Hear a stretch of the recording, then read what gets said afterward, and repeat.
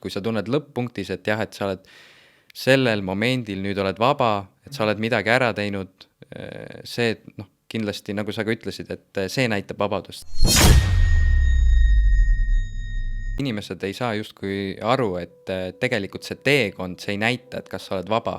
Teekond näitabki, teekond võib vahepeal väga raske olla, aga see lõpp-punkt, kui sa tunned lõpp-punktis, et jah, et sa oled sellel momendil nüüd oled vaba, et sa oled midagi ära teinud, see, kindlasti, nagu sa ka ütlesid, et see näitab vabadust. See, et kuidas sa praegu, justkui sinu näitena, et sööd jäätist, vaatad Netflixis, et see ei näita kindlasti seda.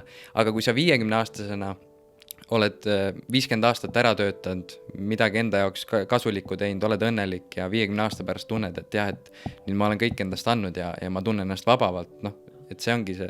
Muidugi ei tasu nagu jäätist söömata jätta, et jäätist võib süüa ka, aga jama on selles, kui jäätisi söömine on sul nagu täidab kogu su päeva, et me ei pea nagu loobuma nendest lihtsalt kuidas seda kutsuda, sellistest jõudeolekutest. Me ei pea neist loobuma. Need on lihtsalt teadlikud valikud, et ma nüüd chillin ja siis ma taastun.